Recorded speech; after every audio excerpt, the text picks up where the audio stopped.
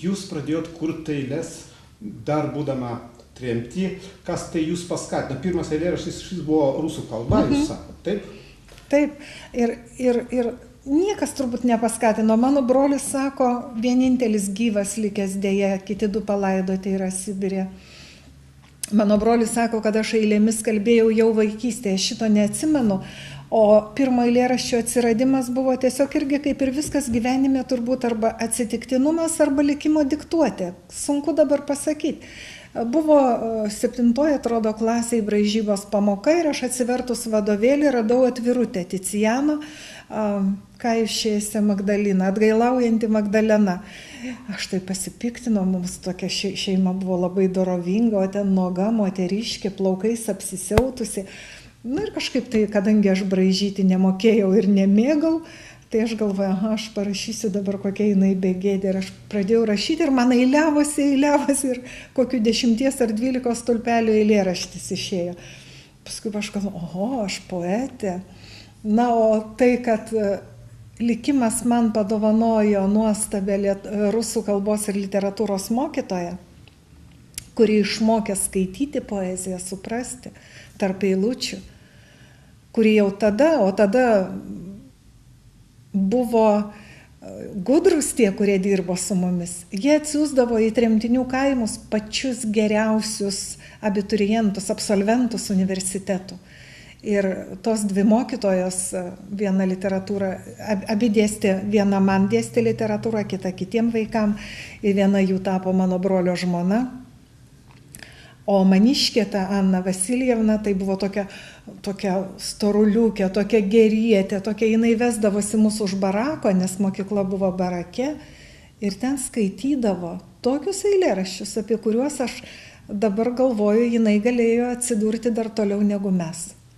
Tai buvo ir Mandelštamas, ir Cvetajeva, ir tas pats Jeseninas, apie kurį aš iš jos sužinojau, ne iš ko kito, ir Pasternakas.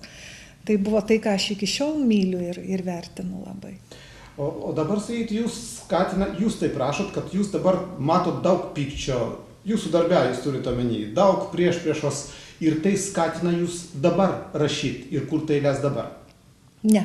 Ne? Manęs tai visiškai neskatina, mane tai žlugdo, kaip rašantį žmogų, bet koks pyktis, bet kokios sklaidančios blogos energijos mane iš tikrųjų labai vargina. Bet aš realizuoju save darbe. Aš 11 metų jau dirbu Seime ir aš dirbu toje pačioje partijoje, tame pačiame švietimo, mokslo ir kultūros komitete, toje pačioje etikos ir procedūrų komisijoje, toje pačioje lituanistikos tradicijų ir paveldo komisijoje. Žodžiu, mano darbas yra kultūra, menas, švietimas ir aš čia randu save. Aš žinau, ką pasakyti vaikui atėjus į mokyklą, žinau, ką pasakyti studentui atėjus į universitetą, aš žinau, kaip kalbėti su menininkais, kokiu įstatymu jiems reikia, kaip reikia jiems padėti. Mano darbas yra be pertraukų, sudėtingas, bet aš jo savo norų neatsisakysiu, nes tai yra nepaprastai įdomu. Tai tiek gali daug padaryti žmonėms ir pergyveni labai, kai negali padaryti, kai šalia sėdi žmonės, kurie nesuvokia, kad kultūra yra visako pagrindas, kultūra ir švietimas, kad tik kultūringas valdininkas, tik kultūringas Seimo narys, tik kultūringas verslininkas, mokytojas, gydytojas gali sukurti kultūringą valstybę, kurioje mums visiems bus gerai. O kas jūs paskatino iš vis eiti į politiką? Ar jūs buvot aplamai, be abejo, turbūt praeitis, jūsų šeimos tokia praeitis, aš įsivaizduoju, bet jūs pasirinkot liberalų partiją. Nebuvo jums tokios minties, kad darysim konservatorių, ten juk pasivadino tremtiniais ir panašiai, jums nebuvo tokio? Ne, aš nesiruošiau eiti į politiką, vienu metu buvo taip, kad aš sugalvojau grįžusi iš Vokietijos, iš komandiruotės tokios, iš seminaro Moteris viską gali, kurti moterų partiją, kadangi rusai tuo metu kūrė ir vokiečiai, ir man atrodė, kad reikia prikelti moteris. Ir mes pradėjom tokį žygį per Lietuvą su šūkiu "Burkime stiprios, padėti silpnesniems". Ir aišku, iš to ten nelabai kas išėjo, nes man trūko praktikos, nors to organizatumo manyje niekada nestigo, bet mes tą partiją sukūrėm ir jinai pateko į kitas rankas, bet čia jau yra praeitis. Ir aš apsiraminau, galvoju, aš pabandžiau, man neišėjo ir aš sukūriau verslo organizacijas, buvau Kauno apskrities moterų verslininkių asociacijos prezidentė, po to visos Lietuvos buvau verslininkų darbdavių asociacijos viceprezidentė ir man to pakako, man buvo įdomu, aš turėjau savo labai gražų verslą, aš leidau žurnalą moterims, laikraštį vaikams, aš turėjau privačią mokyklą, madų teatrą ir taip toliau. Mane surado politika ir partija. Tai buvo liberalai, kurie mane pakvietė, nežinau kodėl, bet pakvietė sudalyvauti sąraše. Ir aš tarsi paskolinau savo pavardę, net negalvodama apie tai, kad man šito reikia. Bet taip gavosi, kad žmonės mane išreitingavo ir aš patekau į Seimą. Aš pusę metų ten nežinojau, ką daryti ir kaip šneka vieną, daro kitą, mąsto trečią, išeina dar kitaip.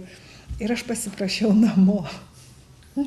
Tai man pasakė mūsų partijos vadovas, kad čia tau ne vaikų darželis, tave išrinko žmonės ir būk maloni, mokykis ir dirbk.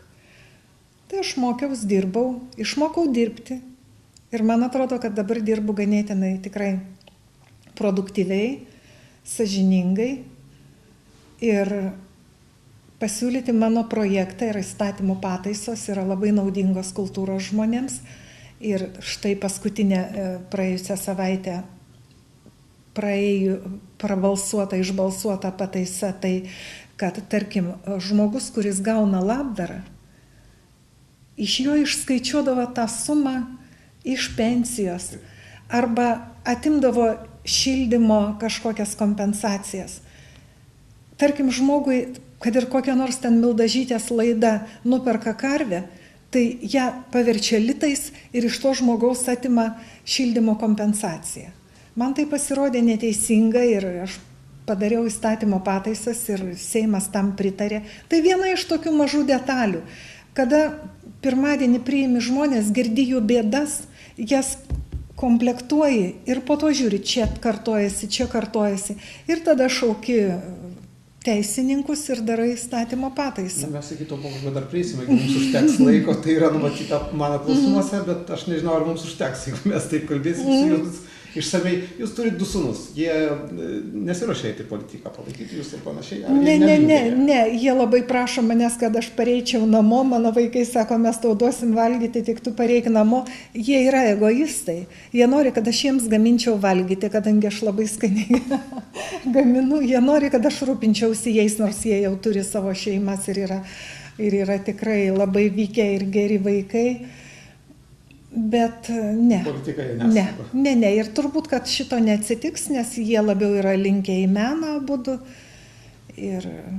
Dabar aš jūs pasituosiu, jūs rašot.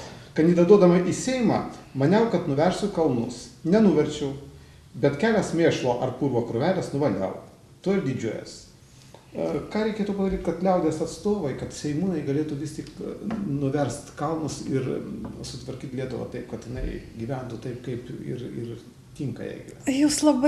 Jūs labai klaidingai mąstot. Ne Seimas tai turi padaryti. Tai turim daryti mes visi. Ir pradėti nuo pažiūrėjimo į veidrodį. Ir pasakyti, aš padarysiu. Aš galiu. Apvalyti erdvę aplink save. Nevogti, nemeluoti, nepaleistuvauti, neieškoti lengvesnio kąsnio, neduoti kaimynui su kuoka per galvą. Išsivalyti savo sielą ir išsivalyti savo aplinką. Pažiūrėkit, kiek grožio Lietuvoje yra. Kiek daug mes padarėm nesakau mes Seimas, bet mes tauta, kokie gražūs darželiai, kokie sutvarkyti namai, kiek sodybų. Kiek gražių dalykų, man tik beprotiškai gaila tų išvažiuojančių žmonių, kurie važiuoja kažkur tai dirbti labai sunkių darbų ir labai kartais orumą žeminančių darbų. O Lietuva lieka tarsi našlaitė. Man labai norėtųsi, kad mes visi pasistengtumėm dirbti taip, kad jie norėtų grįžti namo. Ir Seimas, žinoma, turi būti tautos įpareigotas. Ir man labai yra skaudu, kada nori parašyti apie savo darbus, kur nors duoti ataskaitą, ką tu padarėjai, tu turi užsimokėti už tai. Tai yra juokinga, tai yra nedora. Kaip tik turėtų būti žiniasklaida suinteresuota ir parodyti, ką padarė Seimo narys gero, toliau, ką jis padarė blogą, kiek tai tautai kainuoja, kiek atneša geri darbai naudos ir kiek blogi nuostolių. Turi būti bendradarbiavimas tautos, žiniasklaidos ir valdžios. Tada tų mėšlo krūvų bus labai nedaug. Jūs paminėjot išvažiavusius žmonės, emigrantus, kurie išvyko iš Lietuvos. Jūs, kada buvo tremti, jūsų mintis buvo vis tiek su Lietuva. Jūs galvojat, kaip jūs sugrįšit, kaip jūs ją atstatysit, kaip jinai gal bus nepriklausoma, gal kad ir priklausoma, nesvarbu, vis tiek tai bus Lietuva. Dabar, ką mes turim padaryti taip, kad tie žmonės, kurie dabar yra išvykę iš Lietuvos, galvotų apie Lietuvą, apie tai, kad jų vaikai iš čia grįš ir kad ta Lietuva vėl atsistos ant kojų, taip kaip ir turi būti. Jūs žinot, aš pasakysiu, kadangi esu jau tokio amžiaus, kad jau man meluoti nebegalima ir nebeišeina, gyvendama Sibire aš visiškai negalvojau apie Lietuvą. Patikėkit. Tai buvo aplinka, kurioje daugiau buvo tylima negu kalbama. Ir jeigu galvojo, tai galvojo tėvai ir seneliai. O mes vaikai buvom visi vienodi. Ir kada atėjo laikas važiuoti namo, man buvo 18 metų, aš pasakysiu, kad aš nelabai ir norėjau. Man Lietuva siejusi su blogiu. Šaudė, trėmė, skundė, mušė ir taip toliau.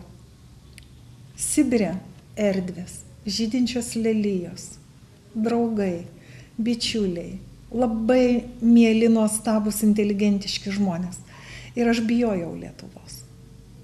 Bet žinoma, dabar aš už ją atiduočiau gyvybę, netgi už tokią, kokia ji yra šiandien, negailestinga, pikta. Tik subrendęs žmogus gali suvokti, kas yra tėvynė. Ir ne visi sugrįš. Todėl, kad ne patys geriausiai išvažiavo, dažnai taip turim pasakyti savo teisybę. Aš labai džiaugiuosi dėl tų, kurie išvažiavo dirbti inteligentiškus ir orius darbus. Mes Seime, taip, mes kartais turim, dabar jau žinoma labai retai, bet turėdavom komandiruočių, aš esu buvus, tarkim, ir Strasbūrė, ir Briuselėje, ir Liuksemburgė, kur dirba lietuvių inteligentai vaikai. Sūnus ir dukros, 30-mečiai, mokantis kelias kalbas. Vertinami begaliniai, šimtai jų ten dirba. Štai dėl ko aš didžiuojuosi. Jeigu jie kada sugrįš į Lietuvą, tai jie grįš Seimo nariais, prezidentais, verslo vadovais. Tai bus Lietuvos didysis turtas. Tie, kurie išvažiavo mėšti mėšlo. Man labai jų gaila, bet vargu bau ar jie sugrįš.